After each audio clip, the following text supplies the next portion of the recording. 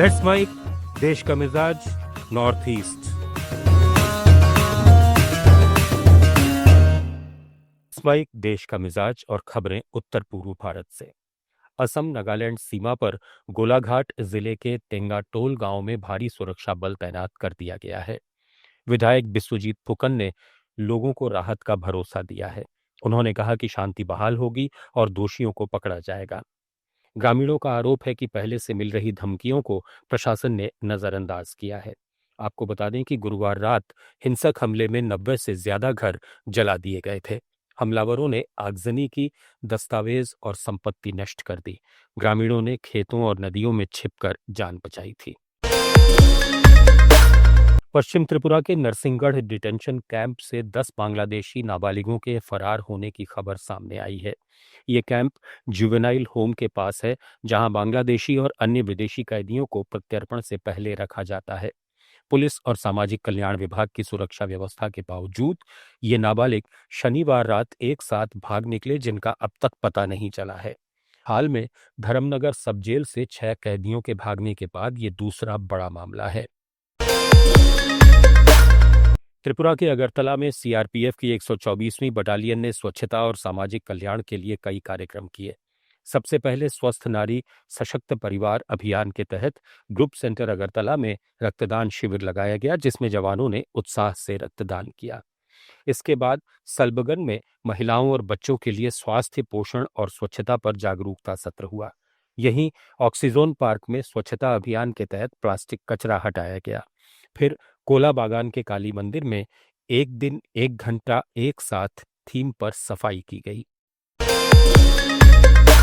खासी students union ने medical सीटों के आवंटन में गड़बड़ी को लेकर मेघालय सरकार से तुरंत सुधार की मांग करते हुए सोमवार को स्वास्थ्य मंत्री वाइल्डमीकी श्याल्ला से मुलाकात का ऐलान किया है।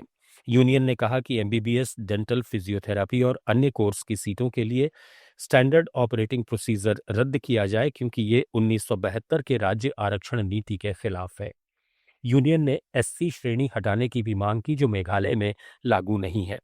यूनियन के महासचिव थोनाल्ड थाबा ने शिलोंग में बताया कि खासी जयंतिया छात्रों को ओपन श्रेणी में मेरिट के आधार पर रखा जाना चाहिए। उन्होंने चेतावनी दी कि स्थानीय छात्रों के हितों के खिलाफ कोई समझौता नहीं होगा। असम राइफल्स और इंडियन मेडिकल एसोसिएशन ने मणिपुर के 9 स्थानों पर 5 अक्टूबर से 3 दिन के मुफ्त स्वास्थ्य शिविर लगाने का ऐलान किया है। 5 अक्टूबर को लिलोंग, मोरेह, चकपीरोंग और साजिक, 6 को तुइबोंग, पल्लेल और जौपी और 7 अक्टूबर को कांगपोकपी, चुराचांदपुर और सुगनू में शिविर लगेंगे। इनमें 23 विशेषज्ञों सहित 31 चिकित्सक सेवाएं देंगे।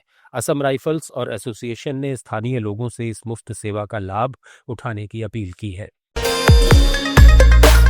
अरुणाचल में चांगलांग जिले के स्वदेशी जनमंच ने नया जिला बनाने के प्रस्ताव का विरोध किया है। मंच का कहना है कि मियाओ, बोरदुमसा, दियून, खरसांग, नम्फई और विजयनगर में बिना लोगों की राय जाने ये प्रस्ताव किया गया है, जो लोकतंत्र के खिलाफ है। इसके लिए 2017 के दस्तावेजों का इस्तेमाल हुआ, जो अब अप्रासंगिक हैं। मंच के अध्यक्ष नोंगचा लांगचिंग ने प्रस्ताव रद्द करने की मांग की है।